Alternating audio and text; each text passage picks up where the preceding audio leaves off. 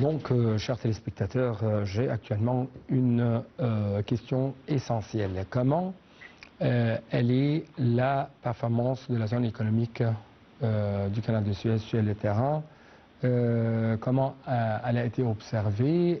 C'est ce qu'on va savoir à travers les analyses et les éclaircissements de notre invité, Dr Heba Qaoud, la professeure d'économie. Dr Heba Qaoud, toujours vous êtes la bienvenue et bonne fête. Merci, bonne fête à vous aussi. Je suis très ravie d'être avec vous. Merci.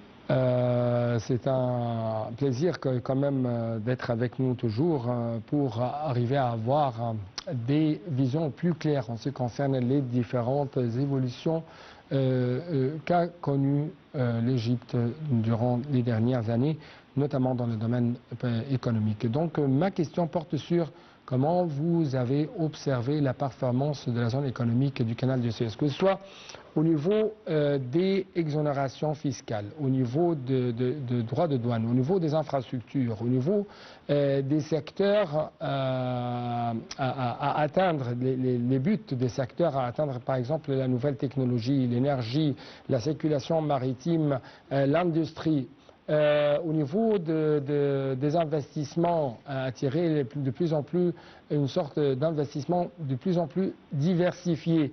Et quand même, comment vous trouvez l'impact du canal de Suez ou de la zone économique du canal de Suez sur les chiffres de taux de l'emploi en Égypte?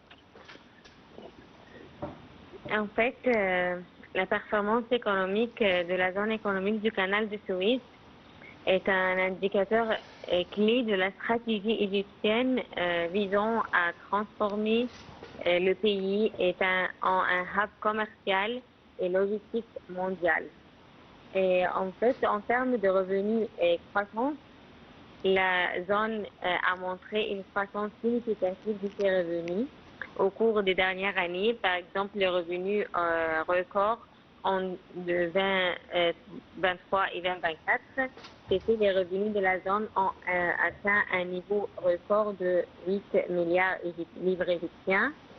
Au cours de l'exercice fiscal de 2023 et 2024, marquant une croissance de 36% par rapport à l'exercice précédent de 6 milliards livres égyptiens en 2023.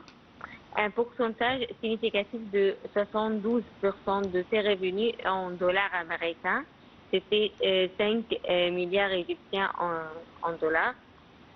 En termes de volume de commerce, le volume total des échanges par les ports de la zone du canal du Suez a augmenté de 43%, atteignant 36 millions de tonnes métriques de marchandises non pétrolières contre 25 millions de tonnes métriques en 2022 et 2023. En termes de surplus budgétaire, la zone du canal du Suez a réalisé un surplus de 5 milliards égyptiens au cours de l'exercice fiscal 2023-2024, soit une augmentation de 33% par rapport à l'année précédente. En ce qui concerne l'attractivité des investissements, la zone du canal du Suez est un aimant pour les investissements tant nationaux qu'étrangers, grâce à ses incitations et à sa position stratégique. On trouve par exemple les investissements étrangers. La zone a attiré 4-6 milliards de dollars d'investissements étrangers au cours des 8 derniers mois. La période de février 2023 jusqu'à août 2024. Et pour les projets approuvés, on trouve au cours du premier semestre de l'exercice fiscal en cours de juillet-décembre 2023, l'autorité de la zone de Suez du canal a approuvé 48 projets totalisant des investissements. Est-ce que vous pouvez hausser un peu la voix, votre voix? Oui, bien sûr. Ouais. Concernant les secteurs clés, les investissements se concentrent sur la logistique, l'industrie manufacturière, l'énergie, notamment l'hydrogène vert. Pour l'industrie manufacturière, on trouve l'automobile, les textiles, l'électronique, les développements portuaires, des accords importants ont été signés, par exemple, pour un projet textile avec une entreprise chinoise de 70 millions de dollars. On trouve des partenariats stratégiques aussi. La zone continue de signer des protocoles d'accord avec des entreprises internationales, notamment dans le domaine de l'hydrogène vert, avec 15 accords cadres et 8 protocoles d'accord actifs qui représentent des investissements anticipés de 133 milliards de dollars à long terme. Oui. En termes de déficit, malgré cette performance positive, la zone est confrontée à des défis importants. Il y a les tensions en mer Rouge, les attaques de la mer Rouge par les rebelles aussi ont eu un impact significatif sur le trafic maritime via le canal de Suez.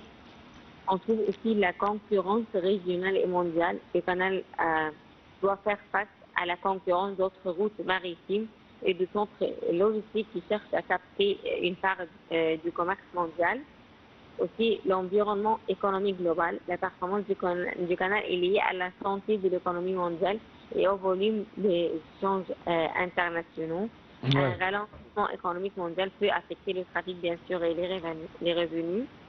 Et le développement des infrastructures, bien sûr que bien que les investissements massifs soient réalisés, le développement des infrastructures comme les ports, les zones industrielles doit suivre le rythme de l'ambition de la zone. Des projets comme le développement du port de la Harous et de la d'Aveya sont en cours. Oui. Docteur Heba Qaoud, j'ai une question un peu compliquée, une question géostratégique, géoéconomique quand même. À quel point vous trouvez que vraiment il y a une guerre lancée contre le canal de Suez, qui est une partie actuellement de la nouvelle route de soie, ce grand projet de route commerciale lancé bien sûr par la Chine, et parce que il y a certains qui parlent qu'il y a d'autres routes commerciales lancées par l'Inde à travers les pays de Golfe par exemple jusqu'à la Méditerranée. Est-ce que nous pouvons dire oui, il y a une sorte de guerre déclenchée contre le canal de Suez, guerre commerciale, guerre économique? En fait, si on parle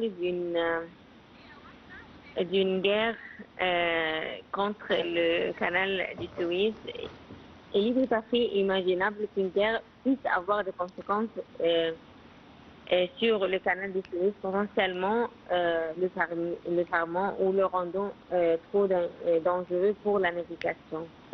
Car si on parle de l'histoire, on trouve que le canal de Suez a déjà été un point chaud dans des conflits comme la crise de Suez en 1956 ou la guerre des 6 jours en 1967 qui a entraîné sa fermeture pendant 8 ans jusqu'en 1915.